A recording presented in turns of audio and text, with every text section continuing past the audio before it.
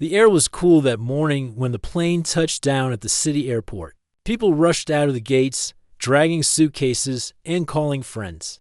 But in the middle of all that noise stood one man who was completely still. His posture was straight, his uniform pressed, and his face calm and silent. He was a tomb guard from Arlington Cemetery, one of those soldiers who stand watch over fallen heroes through heat, rain, and snow without ever moving an inch from duty. His name was Sergeant Michael Harris, and this time he wasn't guarding the tomb. He was bringing a fallen soldier home. Inside the cargo hold of the aircraft rested a flag-covered coffin. It held the body of Private Ryan Cooper, a 21-year-old soldier who had given his life while saving his squad during a rescue operation overseas. Michael had been chosen to escort him back to his family. For him, it was more than an assignment. It was an oath of respect. Every movement he made was precise. Every step was measured. When the plane door opened, he stood in silence beside the coffin as ground crew and a few officials lowered it with care. The morning sun touched the flag that lay perfectly folded over the wood, and the crowd nearby grew quiet. People who had been talking and laughing moments before now watched as the soldier saluted, his hand rising sharply, his eyes locked on the flag. A few people took off their hats. A mother covered her heart with her hand. Even the workers stopped what they were doing. There was something powerful in that moment, a kind of silence that didn't need words. Once the ceremony on the tarmac was over, Michael was given clearance to guide the coffin through the terminal toward a connecting vehicle that would take it to the family's hometown.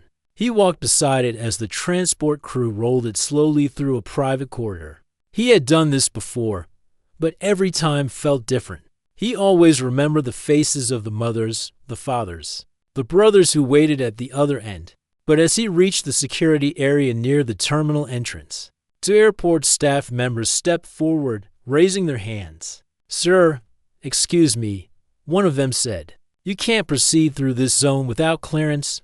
Michael stopped, his calm eyes meeting theirs. "I have official orders," he said softly. "I'm escorting a fallen soldier." He showed his papers and identification. The first officer glanced at them quickly but frowned. "These aren't the forms we usually see. You need to go round to the civilian inspection lane." Michael stayed still. "Sir, with respect, this is not a regular transport. The casket must move through here. The family is waiting, and I am under direct military instruction." The officer shook his head. "I understand, but rules are rules. We can't make exceptions." People nearby began to slow down, sensing something serious. One woman stopped with her child and whispered, "That's a military escort." A man standing in line lowered his phone, watching quietly. The other staff member, a younger man, looked uncertain. He could see the seriousness in Michael's face, the kind of quiet strength that comes only from years of service. Michael didn't raise his voice. "This man," he said, pointing gently toward the coffin, "gave his life for this country. Every rule that protects this airport exists because of people like him. He deserves to go home with dignity." The older officer looked uncomfortable but still shook his head. "I'm sorry, sir, but my supervisor will have to approve it. Wait here." The seconds turned into minutes. Travelers kept passing by. Some looked away, others stared in confusion, and a few took pictures. Michael didn't move. He stood beside the coffin, his hands folded behind his back, his head slightly bowed. Even while standing still, he looked like a statue of discipline, unshaken, unbothered, and deeply respectful. A young boy tugged on his mother's hand and whispered, "Mom, is he a soldier?" The woman nodded quietly. "Yes, honey, the best kind." Soon the supervisor arrived, a man in a suit with a hurried expression. "What seems to be the problem?" he asked. The officer explained. "This gentleman wants to take a coffin through the restricted terminal path. He says it's a fallen soldier." The supervisor turned to Michael. "Sir, I'm sorry for the loss, but we have procedures. No one can pass without our direct clearance, no matter who they are." Michael didn't argue. He simply handed him the papers again and said, "Please, take another look. These orders come directly from the Department of the Army." His voice remained even and respectful. The man scanned the documents again. He was about to speak when a small emblem on Michael's shoulder caught his eye.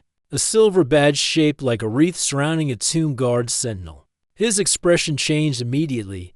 He took a step back. "You're from Arlington?" "Yes, sir," Michael replied. "I am one of the guards of the tomb of the unknown soldier. It is my duty to bring this man home." The supervisor's mouth opened slightly, but no words came. Around them, the crowd had grown quiet. Travelers stopped mid-step, sensing something meaningful happening in front of them. The young officer at the side suddenly realized what the emblem meant. He had seen videos of those guards standing motionless through storms, snow, even hurricanes. The supervisor cleared his throat and said, "My apologies, Sergeant. You may proceed." He turned to the officers and motioned for them to step aside. "Make sure he gets through with full respect." Michael nodded once, not out of pride but gratitude. He turned toward the coffin and began to walk again, each step steady and careful. The wheels of the transport cart rolled slowly over the tile floor, and with each sound, the noise in the terminal faded. People stopped talking. A few began to stand in silence. As he passed, some placed their hands on their hearts. A flight attendant removed her cap. A janitor leaned against his mop, lowering his head.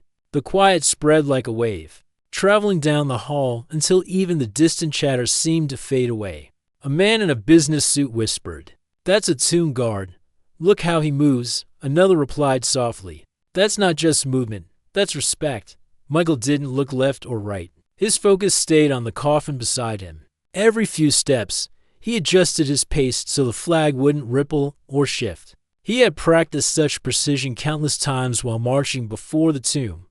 There, one misstep could break the rhythm that honored generations of unknown heroes. Here, it was the same. One mission, one man, one promise. The path through the terminal felt longer than usual. The lights reflected on the polished floor, and with each reflection, the American flag shone brighter. The families waiting near the arrival gate grew quiet as they noticed the scene. A mother lifted her child so he could see.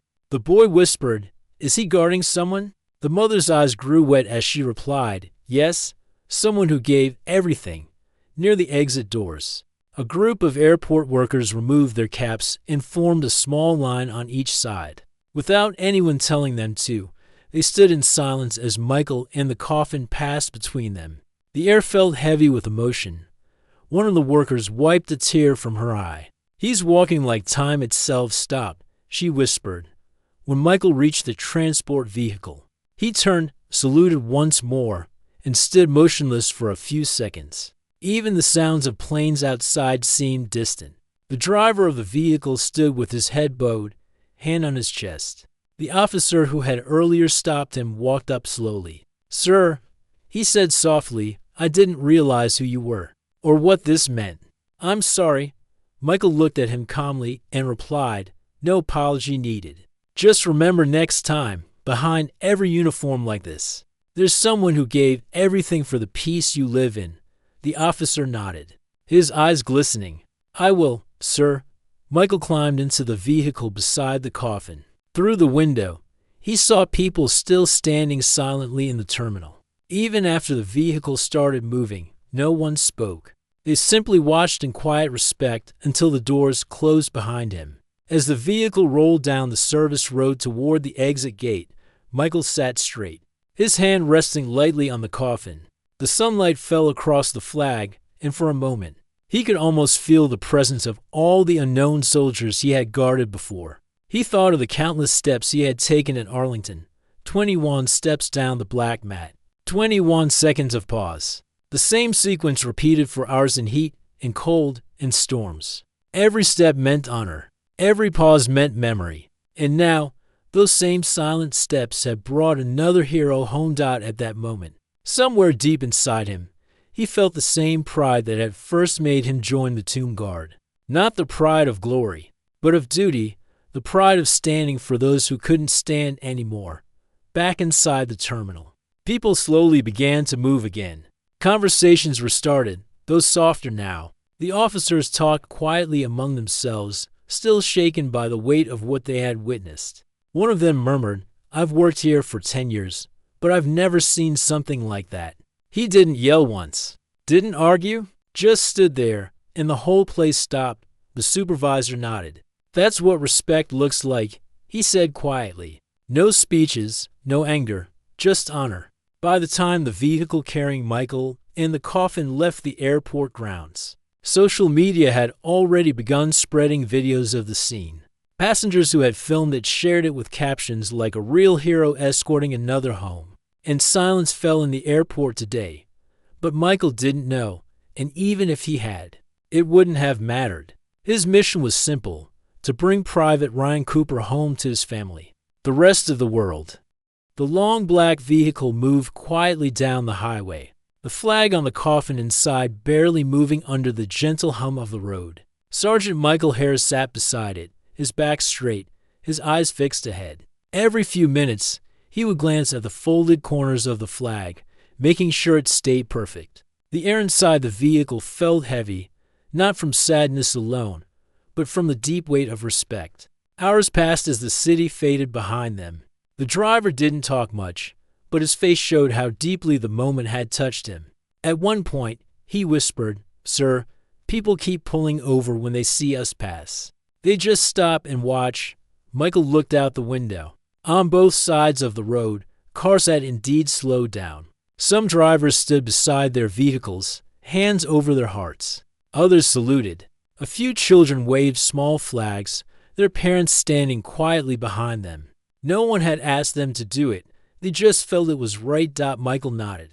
"They know what it means," he said softly, when they reached the small town of Maple Ridge. The streets were lined with people. Word had spread that a soldier was coming home. Schools had released students early, and shop owners stood at their doors. The American flag hung from every post. The town fire trucks and police cars were parked along the road, lights flashing silently, no sirens, just quiet honor. The vehicle slowed down as it approached the center of town. Michael could see a crowd gathered ahead, Ryan Cooper's family and friends, veterans in uniform, and people who had never even met him but came to pay respect. The air was still, and even the wind seemed to pause. When the vehicle stopped, Michael stepped out first. The crowd parted as he opened the rear door. The driver joined him, and together with two local soldiers, they lifted the coffin slowly, carefully, as if it held the entire weight of the nation. The flag over it shone bright under the sunlight. Ryan's mother, Margaret Cooper, stood nearby with her husband, Thomas, and their daughter, Emily, who looked no older than 10. The mother's face was pale, her hands trembling slightly as she held a small folded letter. When she saw the coffin, she pressed the letter against her chest and whispered, "My boy." Michael walked forward until he stood before them. He didn't speak right away. He placed his hand over his heart, then saluted, a perfect, sharp movement, the same salute given only to heroes. His voice was calm when he finally said, "Ma'am, I was honored to bring your son home. He served with courage. He did not fall alone." Margaret looked up at him, tears in her eyes. "Thank you," she whispered. Did he suffer?" Michael paused, then said softly, "He saved others first." That's all he thought about. He never gave up. Thomas Cooper stepped forward and shook Michael's hand firmly. "You brought him home with the same honor he lived with," he said. "That means more than we can ever say." Michael nodded silently. For a moment, they stood together, the grieving family and the solemn guard, united by something beyond words. The next morning, the town held a small ceremony at the local church. The flag-draped coffin stood at the front, surrounded by flowers and photos from Ryan's childhood. Friends came forward to speak, teachers, teammates, neighbors. Each told stories of a boy who helped others, who smiled easily, who once stopped to fix an old man's fence just because it looked broken. When it was time for Michael to speak, the crowd grew still. He stepped to the front, still in full uniform. He didn't carry notes or papers. He simply looked at the coffin and said, "Private Ryan Cooper stood for something greater than himself. I did not know him in life, but I know the kind of man he was because I've seen the kind of courage it takes to stand between danger and the people you love. Today, he stands among the heroes we never forget."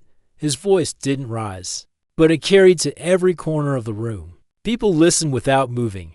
When he finished, he saluted again and stepped back. Not a single person clapped. They didn't need to. The silence said everything. Later that day, the procession began toward the cemetery. The route was lined with people holding small flags, standing shoulder to shoulder.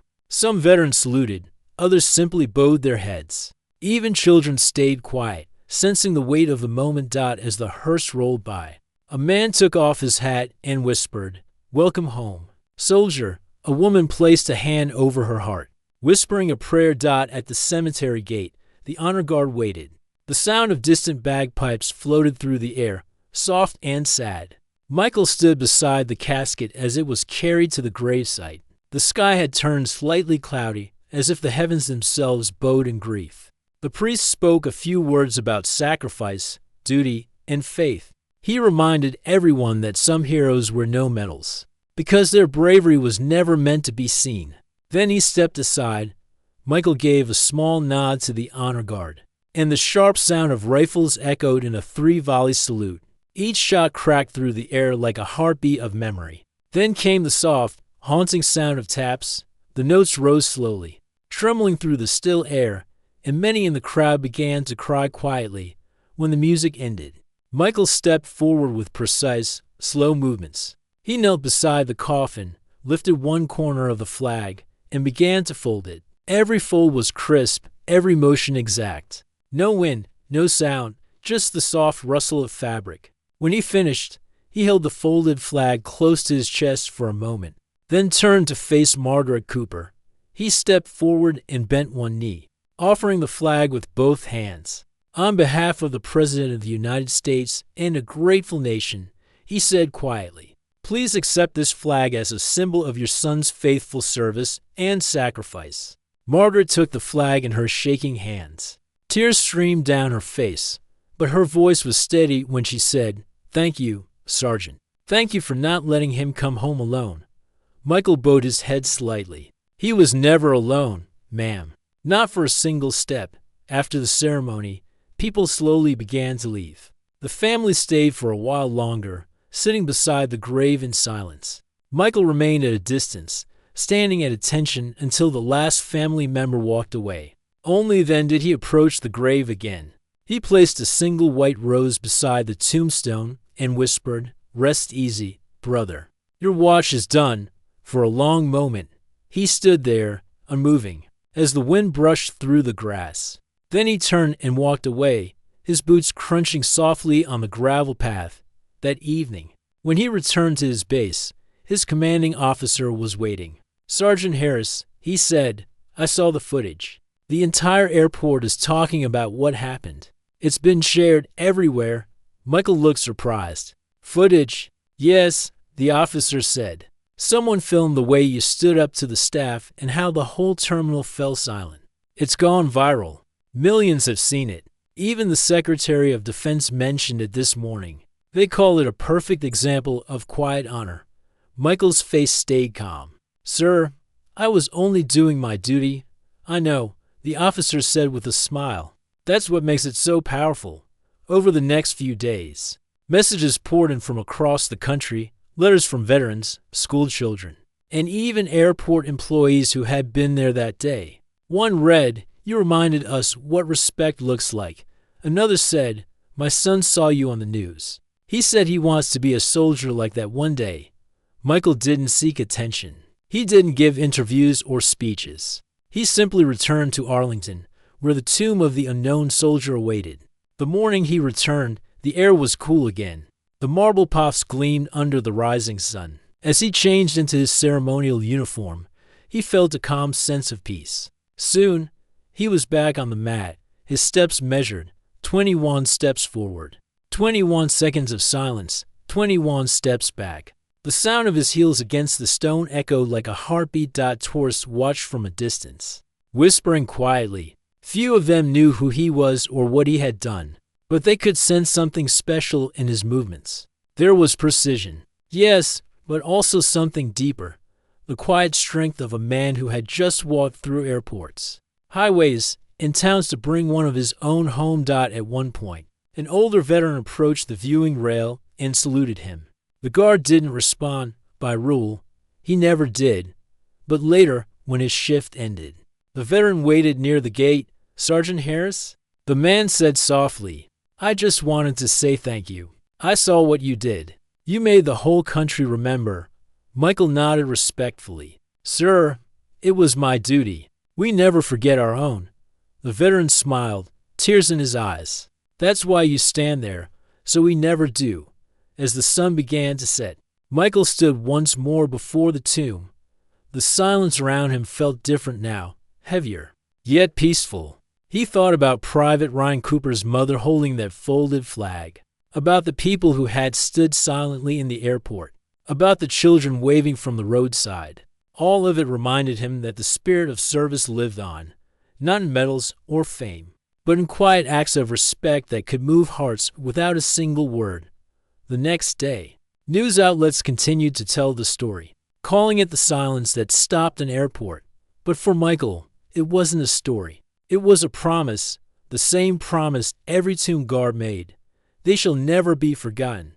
That night, as he walked through the dark path near the tomb, the sound of distant thunder rolled in. Rain began to fall, soft and cold. Still, he didn't hurry. He placed his cap on tighter, straightened his posture, and began his walk again.